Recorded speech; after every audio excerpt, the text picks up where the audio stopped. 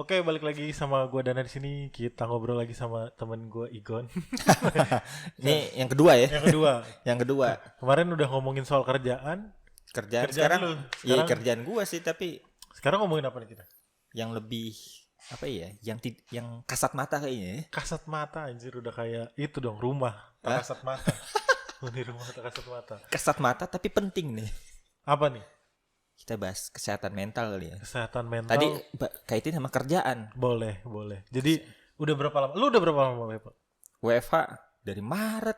Sama sih, gue juga Dari Maret sampai sekarang. Udah berapa tuh? Berarti 5 bulan. 5 bulan. Lima Iya, bulan. 5 bulan Sampai waktu yang tidak ditentukan ini sampai Iya. vaksinnya ditemukan lah. Kalau kantor gue sih bahkan udah, jadi kalau di kantor gue cerita kantor gue ya. Kalau kantor gue cukup generous, jadi kayaknya sampai akhir tahun kita ya kalau kalau ke kantor kalau perlu aja. Udah kayak gitu, udah sampai kayak gitu. Karena sebelumnya WFH diperpanjang nggak jelas, ya udahlah. Kalau lu perlu ke kantor, lu ke kantor aja. Kalau gua sih kantor gua piket ya, sistemnya piket. Jadi piket. sistem piket masuk sekali per 3 minggu, bayangin. Sekali per 3 minggu. Itu ngapain tapi di kantor?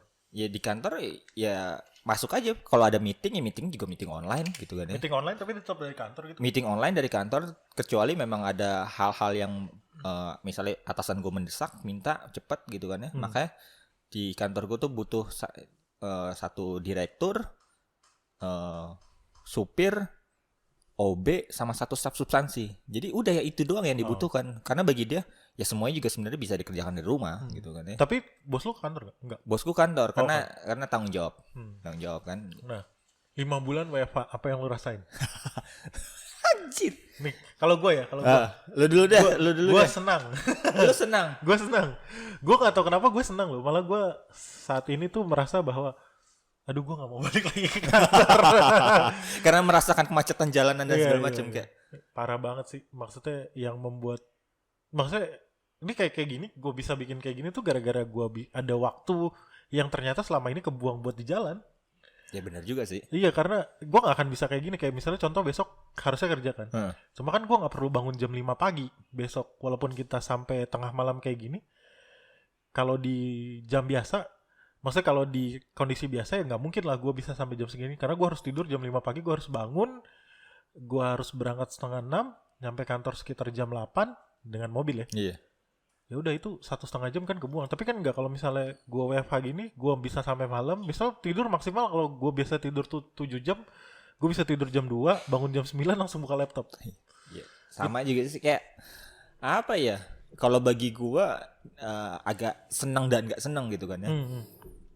Jujur kalau dulu capek banget, capek pulang pergi, apalagi kayak gue masuk jam 9, jadi masuk ya udah. Lu naik apa, kereta ya? Naik kereta, lu bisa bayangin desek-desekannya gimana setiap hari gimana desek-desekan pulang pergi itu range waktunya 3 sampai 4 jam. Hah? Itu di jalan. Emang naik kereta gitu juga? Itu kan gue dari rumah naik motor ke stasiun, dari stasiun naik kereta, terus naik ojek ke kantor gitu kan ya. Itu total waktu senormalnya 1,5 jam. Normalnya. Sama aja kayak gue bawa mobil aja. Ya. Tapi jarak gue 40 kilo, Pak. Oh iya. Gue cuma 20 kilo sih. Gue 40 kilo ke kantor. Nah, 1,5 jam pulang pergi. Kalau normal 3 jam. Ya udah 3 sampai 4 jam lah. Stres di jalan banget. Hal-hal yang bisa banyak dilakukan bisa di lain gitu nggak bisa tergantikan gara-gara di jalan. Tapi di rumah juga bisa dikatakan gue stres. Kenapa nih? Gue banyak dapat keluhan dari beberapa temen gue yang stress out di rumah. Kenapa akhirnya? Lu kerja di rumah, kenapa malah lu jadi stress out gitu? Stress out di rumah balik lagi ke kepribadian masing-masing ya.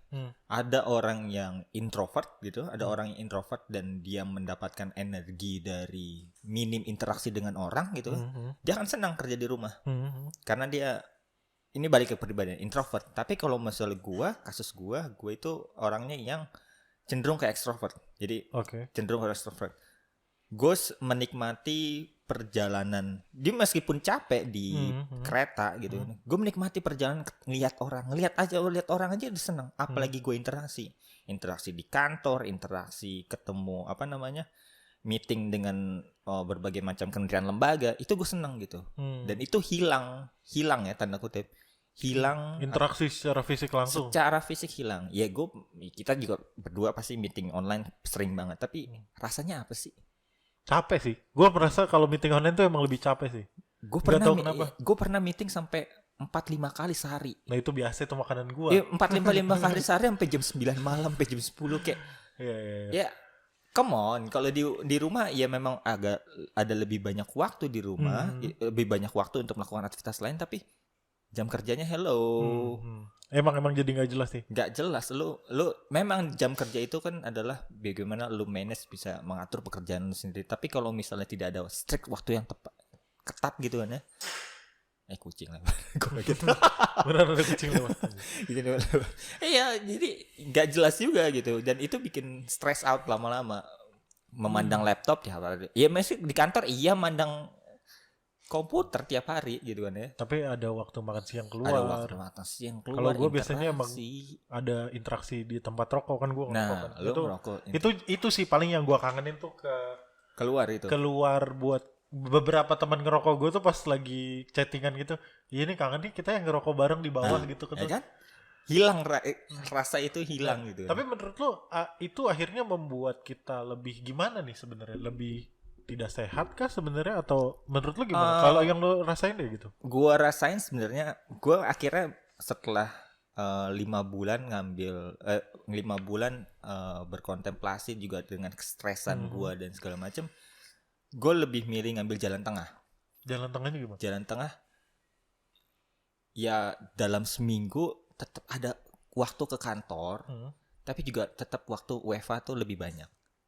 Artinya kayak misalnya kalau dibilang seminggu oke lah 3 hari masuk kantor, 2 hari WFH, udah itu cukup gitu, daripada yang tiap 5 hari dalam seminggu lu menghabiskan waktu di jalan gitu kan ya. Enggak, tapi maksud gue lu merasanya gimana gitu? Apakah ada yang terganggu dalam diri lu gitu ketika lu seorang ekstrovert harus bekerja di rumah selama itu gitu? Ada yang terganggu gak sih? Terganggu dalam arti kata gue itu terganggu, hilang orientasi satu. Hilang orientasinya kayak gimana? Hilang orientasi gini, gue nggak tahu mau lakukan apa, karena energi gue nggak ada nih, nggak ada. Nggak ada ya. Kayak gue itu yang gue rasa nih, gue nggak tahu melakukan apa di rumah. Bisa ada orang bilang di rumah bisa melakukan ini. Gue justru bingung melakukan apa. Karena lo nggak punya energinya tadi itu. Nggak punya energi. Justru ketika gue bekerja, gue misalnya setiap hari gitu jadwal kantor, gue punya set. Ini karena ini ke kantor, ini, jadi gue harus melakukan ini dan segala macam. Akhir pekan pun begitu, gue bisa melakukan set jadwal ini. Di rumah, gue harus menentukan jadwal gue sendiri. Di samping energi gue hilang dari ketemu orang, jadi hilang orientasi, jatuhnya berpikir ya udah overthinking lah, bahasa anak sekarang tuh overthinking gitu. Kalau anjing kalau udah tengah malam overthinking, itu gue rasakan sering banget overthinking tengah malam. WFH gue tuh kalau WFH tidurnya jam 3 jam 2. Iya, tapi menarik juga ya. Itu lu mengingatkan gue akan satu hal. Jadi ya memang semenjak WFH ini tidur gue pasti berantakan parah. Nggak bisa dan nggak ada. Gue setuju sama lo, gue juga overthinking, nggak bisa tidur tuh gara-gara overthinking. Iya, nggak bisa tidur overthinking. Lo mau niatin gue di tidur jam 12, gue nggak bisa. Gue mau coba tidur gue, jadi gue punya niatan gue mau tidur jam 10, bangun jam 5, gue mau lari gitu misalnya. Itu buyar men. Buyar. Tapi overthinking itu lo rasakan juga. Overthinking dalam arti kata mencoba merefleksikan yang sebelum, yang masa lalu, masa kini maupun masa depan. Itu kan kayak sepakat. Anjing. Karena lu punya banyak waktu untuk itu. Lu punya banyak waktu karena lu energi lu nggak menghabiskan waktu di jalan dan semacam. Lu punya banyak waktu untuk memikirkan itu. Sementara kalau lu rutinitas lu tiap hari ke kantor, energi lu secara fisik udah habis, nyampe rumah ya udah kelar gitu kan. Iya benar. Gak sempat overthinking. Betul karena ketika gue biasanya nih kalau gue work from office itu jam maksimal gue biasanya jam 10 nyampe rumah tuh udah tinggal cuci muka, mandi, udah tidur tuh udah nyenyak banget. Karena gue tahu besok karena udah capek banget. Karena lu udah tahu jam 5 harus bangun lagi dan segala macam. Udah punya agenda set yang jelas lah. Set yang jelas. Ya sementara sejak kita WFH di rumah, waktu itu kita yang menentukan. Betul. Pikiran itu kita yang menentukan lagi, kayak kita diberikan kesempatan waktu lebih untuk ini harus ngapain ya, pikirannya juga sulit dikontrol akhirnya gitu. Bener, itu sih yang gue rasakan selama lu udah membahasakan apa yang gue rasakan. Karena selama ini gue mencari, ini gue kenapa ya gue gak bisa tidur ya? Karena overthinking. Karena balik lagi overthinking yang disebabkan karena akhirnya banyaknya waktu yang ada gitu. Banyaknya waktu yang ada dan energi yang cukup lah ya, maksudnya nggak di-push banget energi. Betul. Ya, kerja di rumah tetap kerja WFA gitu kan. Tetap otak kita di set untuk pekerjaan yang profesional gitu kan ya. Kerja set gitu kan ya. Sisanya lebih banyak waktu untuk memikirkan diri sendiri, apalagi kalau lu udah punya keluarga, mikirin keluarga dan segala macam. Itu bercampur aduk di dalam pikiran. Bener juga ya. Yang kayak apa ya? Kayak gua nggak tahu ya. Kalau lu ada apa namanya? Ada cara nggak untuk lepas dari itu? Ya gue aja baru tahu kalau misalnya apa yang gue rasakan itu tadi. Gue jadi langsung mikir gimana caranya. Gue juga nggak tahu ya gue. Kalau lu nggak tahu, kalau gue, lu ada nggak? Malah justru gue tanya sama lu ada nggak caranya akhirnya buat ngatasi overthinking itu? Overthinking, gue itu kemarin ada yang bikin gue bisa coba berusaha lepas ketika, makanya gue ngepost di Instagram gue kan, pandemi, terakhirnya pandemi gue lupa apa sih? lihat dulu, nyontek dulu. Nyontek dulu. Tapi kenapa? Apa sambil nunggu? Iya, gue baru menyadari hal ini. Mungkin ini banyak juga yang dirasain sama teman-teman kita yang akhirnya kualitas hidupnya sebenarnya selama WFH ini bukan membaik malah menurun. Mungkin ada yang membaik di selain sisi, tapi gue nggak tahu, banyak juga yang akhirnya overthinking, overload karena banyaknya waktu untuk berpikir. Gue itu awal-awal sampai apa ya? Awal-awal tidak berpengaruh ke kualitas pekerjaan gue. Awal-awal sampai pertengahan ya, mulai agak berpengaruh ke kualitas pekerjaan gue sejak bulan Agustus ini. Kalau gue jujur ya, itu gue mulai agak nurun karena udah mulai sampai titik, fuck lama banget ini di rumah, gue sampai kapan gitu loh. Ya akhirnya kerjaan mulai nurun karena lebih banyak overthinkingnya gitu. Mau fokus pekerjaan juga susah. Tadi yang gue bilang pandemi bagi gue ya, pandemi, operasi dan filosofi. Nah gue mulai punya cara untuk coba melepaskannya sedikit-sedikit ketika baca buku ini sih, bukunya Filosofi Teras. Isi siapa? Henry Manangpiring. Nih kenapa tuh? Ya itu sebenarnya buku yang udah lama gue beli tapi belum pernah gue baca.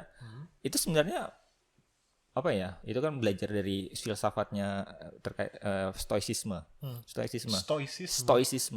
Di situ bicara sebenarnya simple, yang sebenarnya udah diajarkan dalam agama kita, yang udah diajarkan dalam apa ya, misalnya hal-hal yang dilakukan cerita-cerita yang dilakukan oleh atau ujangan-ujangan orang tua kita dan leluhur kita gitu.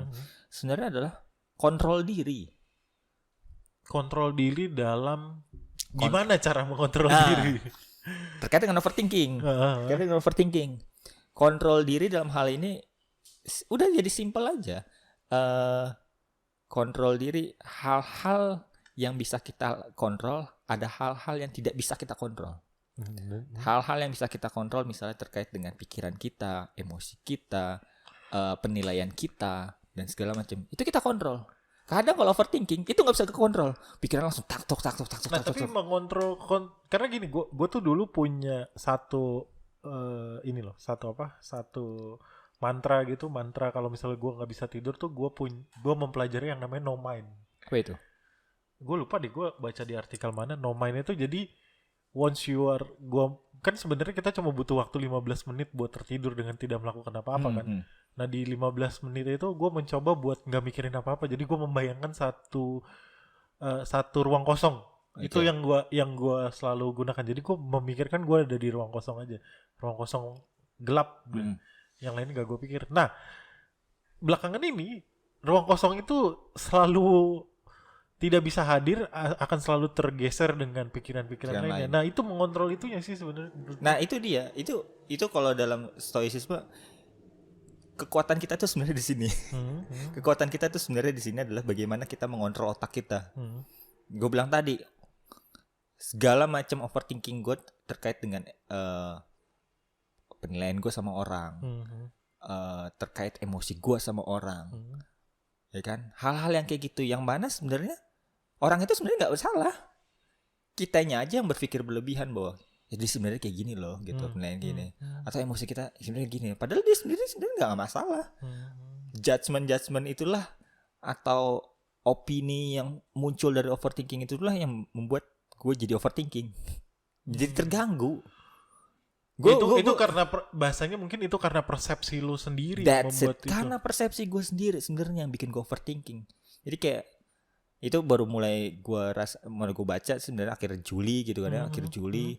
Tapi masih dalam proses bagaimana gue mengontrol itu semua, karena ya namanya kita juga manusia gitu kan, pasti punya hal-hal yang tidak bisa kita kontrol gitu kan ya, emosi, opini dan segala macam persepsi gitu. Tapi setidaknya ketika membaca itu gue mengingatkan kembali pada hal-hal yang sebenarnya relatif mudah lo melakukan ini gitu.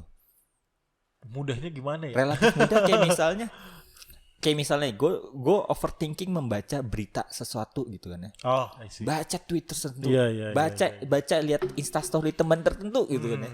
Overthinking pasti persepsinya dan segala macam. Iya, benar. Tapi habis itu ya udah sih. Terus ngapain? Prinsip itu ya. Ya udah sih. Ya, kalau kata Gus Dur apa? Gitu aja kok repot. Gitu aja kok repot. Itu yang bikin gue kemudian overthinking gue mereda sih mulai bulan Agustus, tapi tetap masih proses gitu. Menarik sih. Ya stoicisme itu ya filsafat Yunani lama sih, terkait dengan ya ketika lo udah bisa mengontrol diri lo, ya tindakan lo nanti juga bisa terkontrol gitu kan ya. Tindakan lo bisa mengontrol. Balik ke soal ini, kalau lo gimana terkait dengan lo membayangkan kotak kosong kemudian hilang, ada coba apa nih lakukan lah? Gue belum nemu sih sampai belum nemu karena ya udah gue tunggu sampai diri gue capek aja. Akhirnya bener-bener capek nonton Netflix atau nonton YouTube, bener-bener mata gue udah capek, udah gue tidur. Itu sih emang jatuhnya pagi-pagi bangun, ya paling gue jatuhnya jadi sering tidur siang karena gue juga tidur siang sih mengganti mengkompensate gitu kan, mengganti kompensasi. tapi tetap aja malamnya akan gitu lagi, balik kualitasnya gitu. Beda. Kualitasnya beda. Ya lu menyadarkan gue akan hal itu sih, bahwa memang sebenarnya WFH ini memang enak gitu kan, enak banget buat gue apalagi gue nggak tahu gue introvert apa ekstrovert, tapi gue merasa bahwa kayaknya gue jadi introvert nih sekarang gitu. Padahal gue kan ekstrovert gitu kayak, tapi emang kayak butuh sosial. Kayak gue selalu mencari nih, kayak weekend kayak gini gue selalu mencari teman-teman gue yang ya kita ngumpul dalam grup kecil yang tahu sama-sama sehat kan, yang kayak gitu yang gue cari akhirnya. Ya berusaha mengalihkan pikiran sih. Ya gue masih berpikir kayak gitu ya. Berusaha mengalihkan pikiran, menghabiskan energi. Tapi balik lagi sih masih belum bener-bener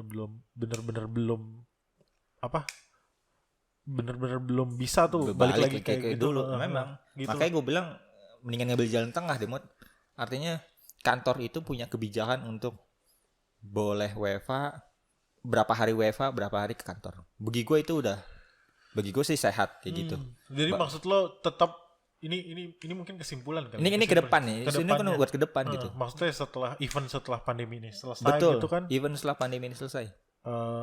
Ada porsi, berarti itu kayak model-model ini ya, kayak model-model kantor-kantor startup zaman sekarang tuh. Yang lu bayangin gue kantor pemerintahan. Ya kalau lu kantor pemerintahan agak kerja di pemerintahan, hello. Gue juga gitu. Kantor swasta yang cukup, walaupun sebenarnya dulu sebelum ada pandemi ini gue di kantor gue udah cukup generous nyediain yang namanya 4+1, jadi dia udah ngebolehin gue 1 hari kerja di rumah dalam 1 minggu. Itu udah mantap. Itu udah lumayan sih sebenarnya. Mungkin dibalik gitu, ditambahin jadi 3+2 atau 2+3. Intinya ada waktu ditambahin lah untuk di rumah.